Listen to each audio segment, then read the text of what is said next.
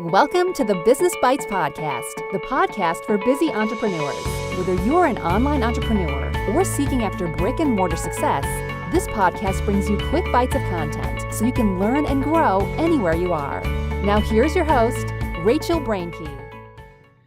Hey guys, welcome to the Business Bites Podcast. I am your host, Rachel Brenke, and this is episode 75. We are going to talk about 3 ways to succeed and protect yourself at podcasting. A podcast about a podcast, what a novel idea. But I know that many of you out there absolutely love podcasting, listening, being on it, being a guest, hosting your own. But of course, you know me, I want to make sure that you guys are being as protected as possible because there's so many legal issues that can happen. Now, fundamentally, like I've talked about on other podcasts, you guys have intellectual property when you're running a business. A podcast is a business. Whether you are a podcaster by title, as in that's all you do is podcasting, and I don't mean that in a bad way, but I mean that is the main source of what you're doing and what you make money off of. Or you can be more like me, who uses podcasts as an avenue to deliver information and content to your audience, but you don't necessarily sell podcasting. Like, I don't sell podcasting sponsorship spots. This is freemium content for you guys to learn quickly and to grow your business in a way that fits into your time schedule, okay? So we have those that are podcasters and those that do podcasting as a supplement asset for your business. Either way, it's really important that you guys listen to this episode. So let's go ahead and kick into the 3 ways to succeed and protect yourself. Most importantly, number 1, probably not most importantly, because I'm probably going to say that about every one of these steps, but the very first thing you guys need to keep attention to is having a proper workflow. Guys, this is something that is common sense. You have to have workflows in anything that you do in business, and podcasting is no different. Now, there's all sorts of formats of podcasting out there. There's solo casting, like I'm doing right now to you guys. There is the interview style, which you guys have heard on the Business Bites some, and it's a very popular form of podcasting these days. Or there's more storytelling, which for me, I kind of sprinkle in my stories and my solo casting as well. But no matter what I do, I need to have a workflow. And workflows are particularly important if you're having team members that are helping to do things for you and you're not the sole person that's doing it, just to make sure that everything's on task.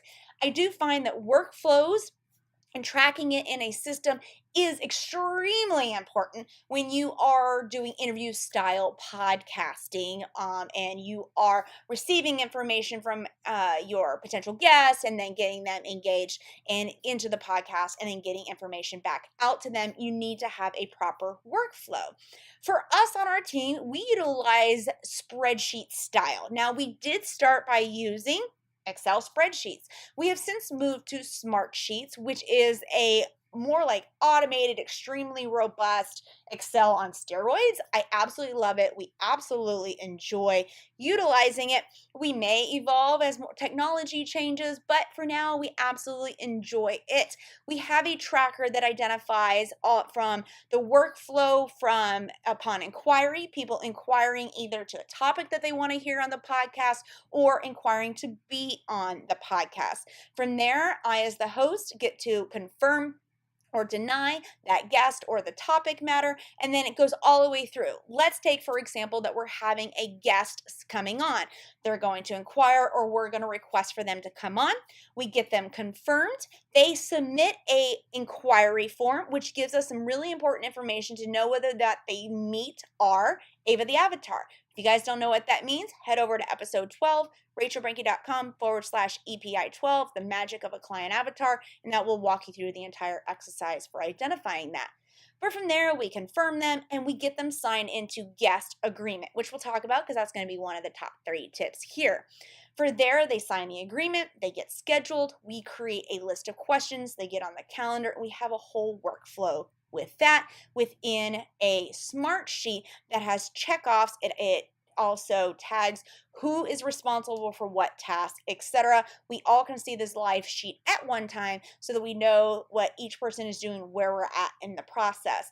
In fact, we even had a change multiple times in the last year, which is great with a growing business. We had a change in individuals that manage these different tasks. And by having the workflow written out into smart sheets, allowed for us not to miss any steps, but also to be able to hand it over and tag it to somebody else, and they could pick right up where the last person left off.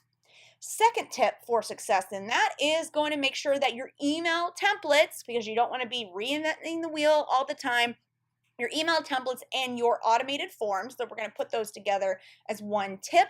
All of those are part of the workflow. This way, it is consistent over and over and over. Everyone receives the exact same information. They receive the same consistent experience, and these are guests that are coming on the podcast again. They receive the exact same experience all the way through.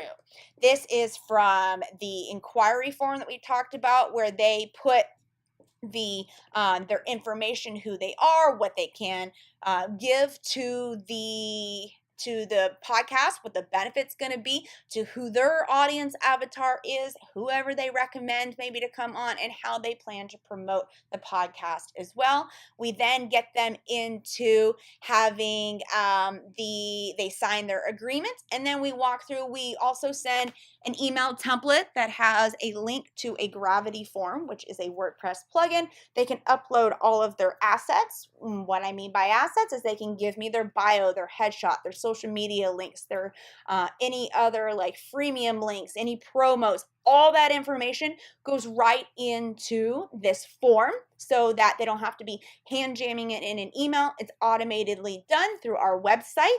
They get a notification of it, we get a notification of it, and everything is stored for access by anyone else and don't have to dig through emails. What's great about that is if you are working with a third-party company or a person in order to manage all this for you, they don't have to be digging through your email inbox to find all the guest assets. So having email templates in there, just know that they're streamlined process. They are dated and numbered as number 1, number 2, number 3, the entire step, and it mirrors the workflow that is on our workflow chart. You guys are probably thinking, absolutely common sense. Yeah, it is pretty much common sense. But guys, how many of you are probably just off the cuff picking things that you need to get done for your podcast and having no consistent workflow?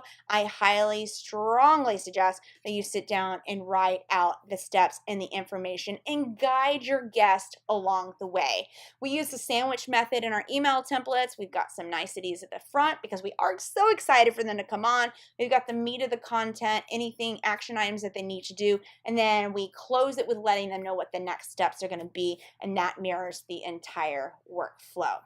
All right. Quick and easy for point 1 and 2. Let's dig in specifically to the podcast guest agreement, because I feel like many podcasters out there understand the need for a workflow. They understand the need for these email templates and these automated forms, but they don't really have a grasp on having a legal document in place for any guests that you're having coming on your podcast. Okay. So what we need to be aware of with this is having a legal document that's going to outline the requirements of your guest, set the expectation, and then just have contractual provisions needed for having a guest on your podcast. What we're going to walk through in the legal document, not only is it giving you legal protection, but it is going to tell them a variety of things. Now, before I dig into actually what should be in the document, let me just give you a little context here. It is important when you are developing content with somebody else, such as creating a podcast, you need to make sure you identify who is going to own the specific content. So with a guest, you're going to use a podcast services agreement. Even if you're not paying them to come on the podcast, you need to outline who is actually going to own that content. If you guys head over to episode 45, rachelbrenke.com/EPI 45, it talks about hiring people, but we also can take the same information regarding employees and independent contractors and apply it to those that you are collaborating with. And the basic rundown of that is that if they're an independent contractor, which your guests that are coming on the podcast are not going to be your employees probably. So by default, anything that they create without you having a legal written agreement, they own. And that can also be them delivering content on the podcast.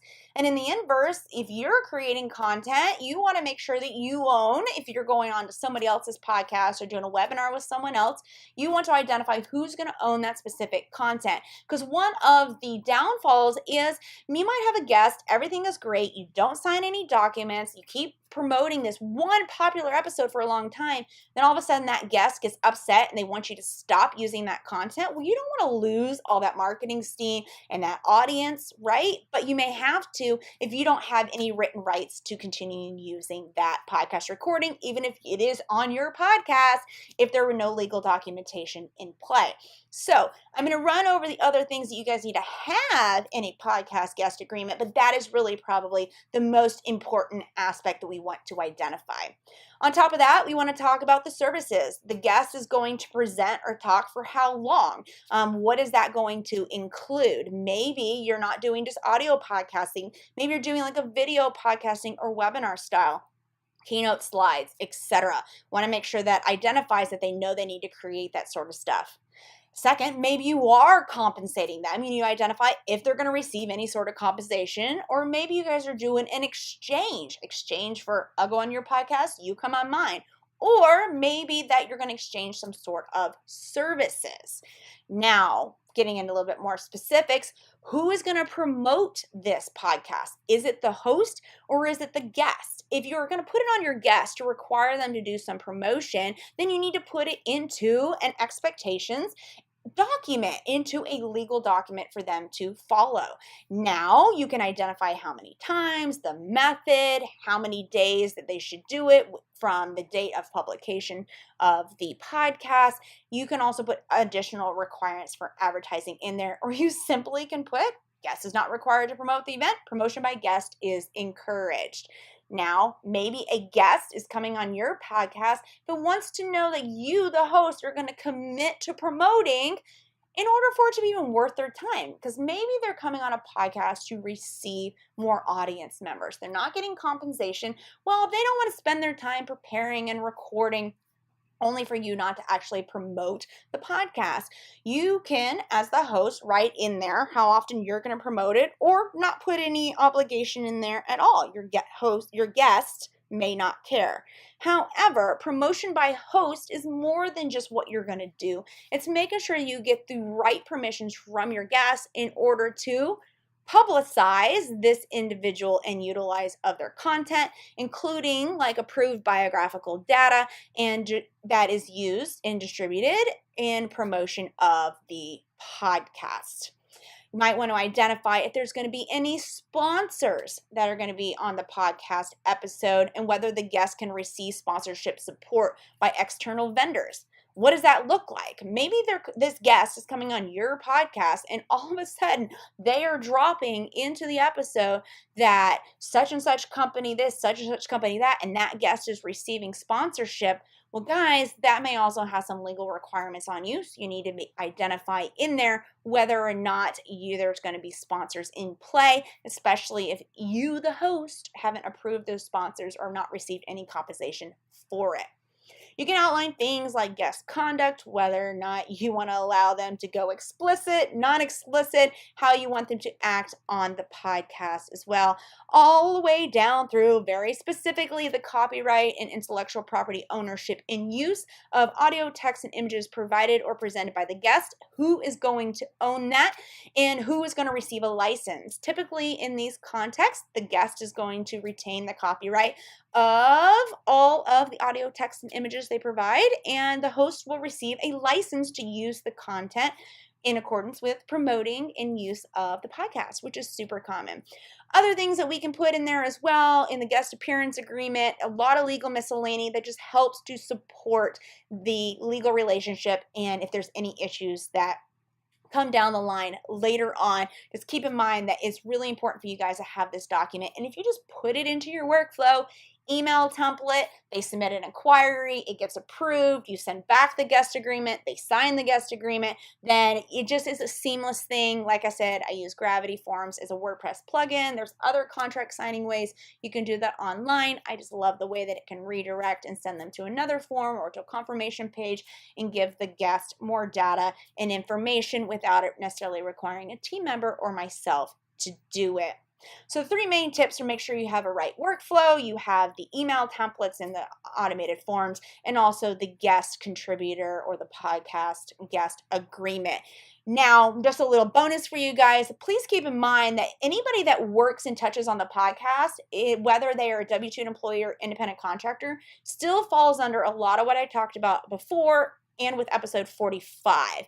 Let's say you're having one-off person, maybe off of Upwork or Fiverr or something, come on to help create the assets, like the podcast cover art or the creating of, when a guest comes on, the Twitter image, the Facebook image, and all of that, and they're designing and creating these graphics for you. If they are a contractor, by default in the United States, they retain ownership all of that. And you want to make sure that all of that is actually owned by you, the podcast host, for many of the reasons that I've listed in, but most importantly, so that you can keep using it, so that that copyright owner doesn't stop you from using, and that way you have full ownership and control. So I strongly recommend that you have anybody that's working on your podcast, whether they're W-2'd or not, although under W-2 by default, as you guys have heard in episode 45, it's going to be your property, your business's property, by operation of that employment status. However, I still recommend that you have contractors and employees alike sign what's called an intellectual property acknowledgement form, and that's acknowledging anything that they create in the course of the relationship for your podcast is owned by you, the podcast host, and or your business legal entity. So just keep in mind, that's 3 tips with one little bonus for you guys to stay legally protected and get strategic. And it's a lot of information packed in a really small business bite. But if you guys have any questions at all, please feel free to jump over into our Facebook group, The Business Bites. And just remember that this is episode 75. You can find the show notes at rachelbrenke.com/EPI75. I'm going to link all of the other episodes and the information, as well as the podcaster bundle that goes along with all of these tips to help you guys stay successful and protected so you can be strategic in growing your podcast and get it to where you want it to be. Good luck, guys. Thanks for joining Rachel on this episode of The Business Bites. For show notes, a list of recommended tools, or referenced episodes, you can find them at businessbitespodcast.com. Until next time.